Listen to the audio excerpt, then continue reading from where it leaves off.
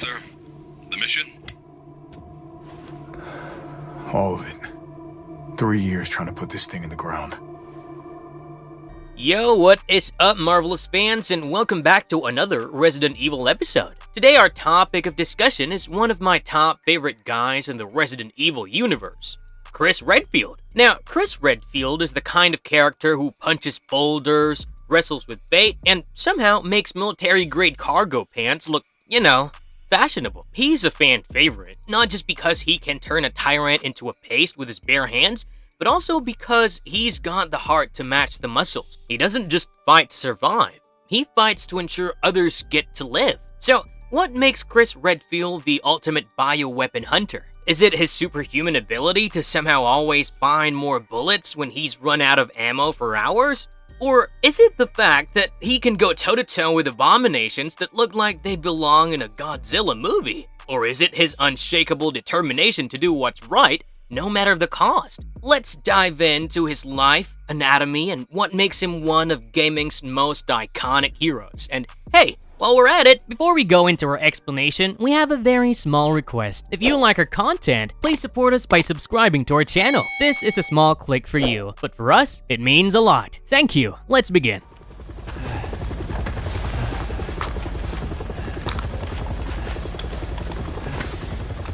I'm Redfield.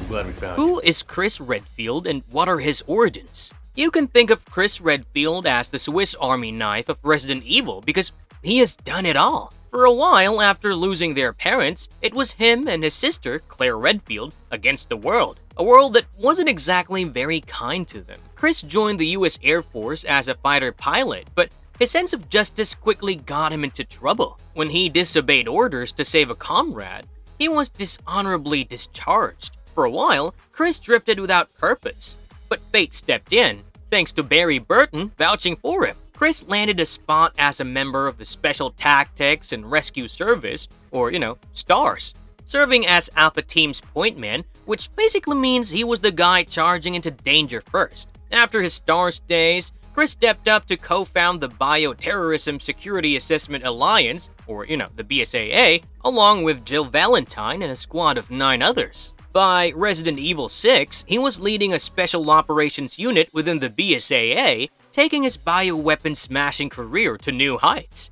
Now, when it comes to Chris's voice, he has more actors than the MCU's Avengers. Scott McCulloch gave him his first voice in the OG Resident Evil, followed by Michael Flipowicz in Code Veronica and Joe White in the GameCube remake. Then Roger Craig Smith took the reins from Resident Evil 5 through Revelations 2. In Vendetta and Death Island, Kevin Dorman took over, but not for long, because by Resident Evil 7 Biohazard, David Vaughn stepped into the role. Finally, in Resident Evil Village, Chris was voiced by Jeff Shine.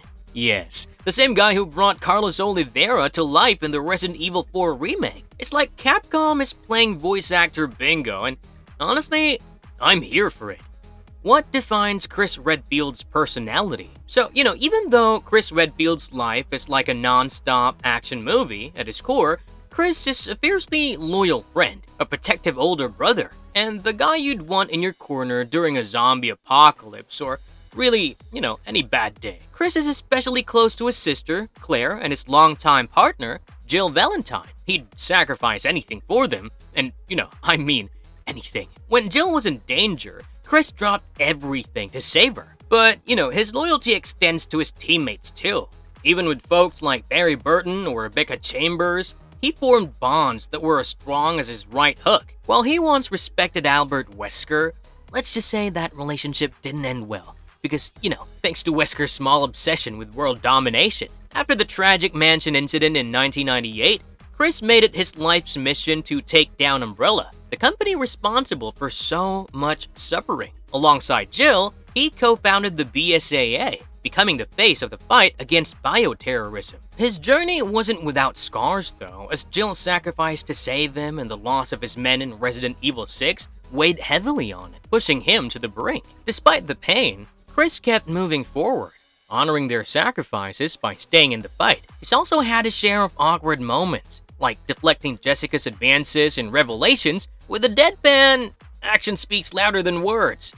Classic Chris. always about the mission. In Resident Evil Village, Chris takes a darker turn, becoming more of an anti-hero. His cold and calculated actions leave fans questioning his motives, but when the chips are down, Chris shows his true colors, risking everything to protect the innocent. Whether it's taking on Miranda or confronting the BSAA shady activities, he proves time and again that he's still the same hero, just a bit jaded. Honestly though, I've always found Chris to be an endearing male role model. He's not just about brute strength, but he's also about resilience. He gets knocked down and he always gets back up. Chris is a pillar of what's right in a world torn apart by corporate greed, bioorganic monstrosities, and the occasional mutant family member. He doesn't just fight monsters, he fights to make a better future, even when the odds seem insurmountable.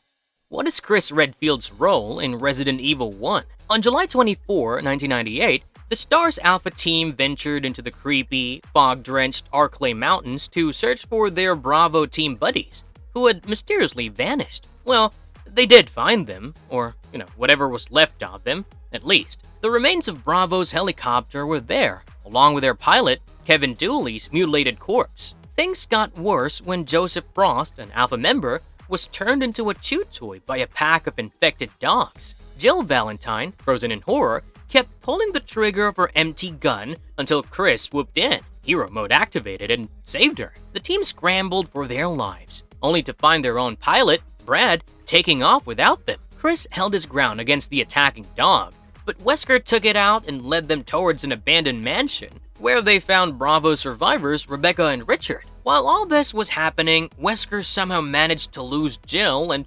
subsequently anger Chris. Eventually, after fighting mutants, zombies, and other creatures swarming the mansion, Chris found Bravo's captain, Enrico Marini, in the caves below the mansion. So, before Enrico could spill the tea about a traitor amongst them, Wesker shot him. Yeah, you guessed it. Turns out, Wesker was the traitor. Chris uncovered Umbrella's bioweapon horrors in the lab beneath the mansion, and Wesker's role in luring S.T.A.R.S there as glorified guinea pigs. Wesker released a massive monster called Tyrant, only for it to impale him immediately. Chris managed to bring it down, and thanks to Rebecca's genius survival instincts, the mansion's self-destruct sequence kicked in, destroying everything. Chris found Jill locked up in a cell and managed to rescue her in the nick of time. Along with the rest of the survivors, they rushed to the roof where Brad finally decided to show up, just in time for Tyrant's encore. Brad tossed a rocket launcher, Chris pulled the trigger, and boom!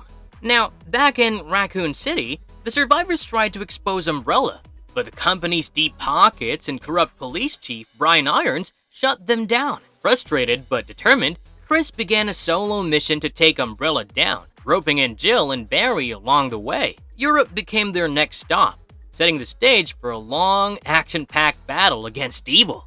How does Chris evolve through Resident Evil Code Veronica? While Chris was snooping around Europe, stirring up trouble for Umbrella, he became a target himself. And that's when Leon as Kennedy, Claire's accomplice from their Raccoon City escape adventure, stepped in. Claire had emailed Leon with an urgent SOS to find Chris. Leon passed the message along, and Chris immediately ditched his European detective work to head to Rockford Island. Chris, ever the action hero, infiltrated the island by scaling the walls.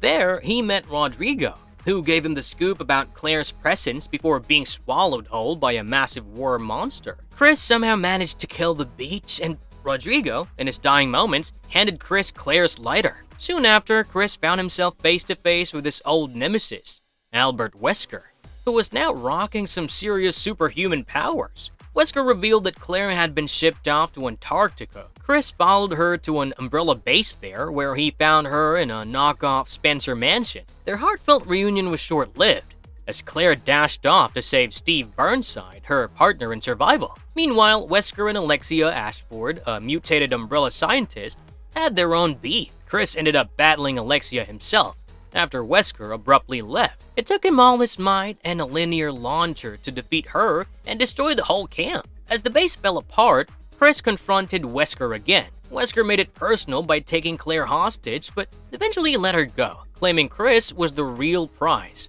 They duked it out, but the facility's imminent destruction forced Wesker to flee, promising Chris that the next time they meet will be their final showdown. Chris and Claire escaped the fiery inferno in a jet, but their siblings' heart-to-heart was bittersweet. Claire asked him not to leave her anymore, but Chris had to let her down once again as he had bigger battles to fight. Chris promised to take down Umbrella for good and later reunited with Jill Valentine to form an anti-Umbrella task force. Together, the Dream Team fought tirelessly against bioweapon threats for years.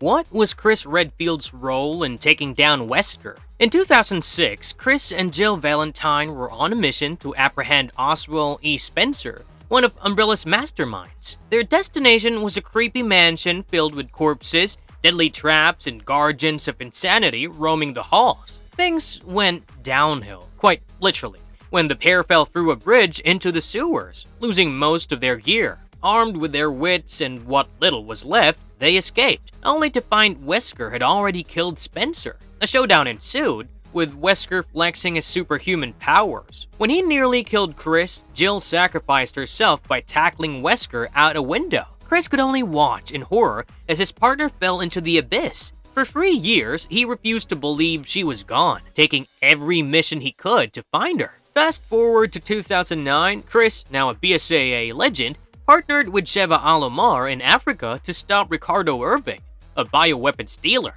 Their journey through Kajuju was a greatest hits compilation of horrors. Hordes of Magini, executioners, exploding oil refineries, and Kraken-like monsters. Irving's last act was injecting himself with a virus, transforming himself into a sea monster. Chris and Sheva took him down, but not before he revealed that the answers Chris sought were in a cave. In that cave, they found an Umbrella lab full of test subjects, and Chris's worst fear was confirmed. Turns out, Jill was still alive, but under Wesker's control.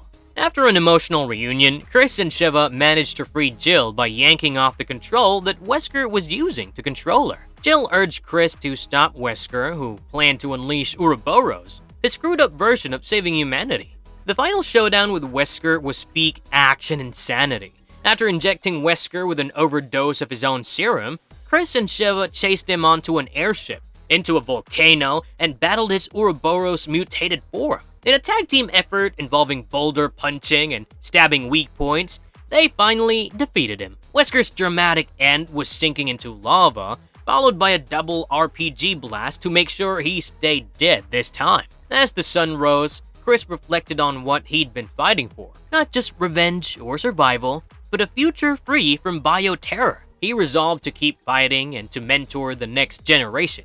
How does Chris Redfield handle tragedy in Resident Evil 6? Chris, along with his trusty partner Pierce Nivens and his squad, faced off against rebel forces in Edonia, only to have their mission go sideways. They encountered a massive Ogreman monster and fell into traps set by a woman pretending to be Ada Wong. The fake Ada injected his teammates with a C virus, mutating them into horrifying monsters. He was badly beaten by one of his comrades turned napad, Finn McCauley, and if it hadn't been for Pierce, Chris wouldn't be alive after that. He was taken to a hospital, but the heartbreak proved to be too much for him to handle. Chris, once the hero of BSAA, had become a post-traumatic amnesiac turned violent barfly. He ran away from his team and became a grizzled veteran drinking his sorrows away in a dingy Eastern European pub, earning himself the nickname the Stray Dog. It's not exactly a vacation, but hey, everyone copes differently. What does Chris Redfield do in Resident Evil 7? In July 2017, Chris Redfield found himself reluctantly teaming up with Blue Umbrella for a mission in Dulvey, Louisiana. Let's just say he wasn't exactly thrilled about the partnership. Who would trust the rebranded guys anyway? The mission, though, was too important to ignore. They were after Lucas Baker, a certifiable lunatic tied to the Connections, a group dabbling in mold bioweapons. As Chris and his team arrived at the charming Baker estate, Evelyn, a mutated BLW, decided to make her grand entry by attacking civilian Ethan Winters. Chris swooped in, tossing Ethan an Albert 01 handgun loaded with ramrods. One monster slaying later, Chris ensured Ethan and his wife, Mia, were evacuated safely. The job was far from over, though. Chris dove into the local salt mines to hunt down Lucas and locate the 3 missing soldiers. Chris found one, but Lucas, ever the trap-happy psycho, strapped a bomb to Chris's arm. Did Chris panic? Of course not. Bomb on his arm? Meh. we've seen better." Lucas detonated another explosive, killing the hostage, but Chris charged forward. As he navigated the mines, dealing with molded monsters and booby traps, HQ confirmed Lucas's ties to the connections. Lucas kept upping the stakes, killing the remaining hostages and even starting a timer on Chris's arm bomb. Thanks to some liquid nitrogen, he froze and disposed of the bomb before it could blow up. It doesn't end here though. Eventually, Chris found himself in a fiery trap, courtesy of Lucas. Unknown to Lucas though, Chris had actually outsmarted him, intercepted his shady emails, and cornered him. Lucas pulled a knife, but Chris had other plans. After Lucas mutated into a molded monster, Chris put him down for good, ending his reign of terror and smashing his hard drives to prevent a data leak. Mission complete.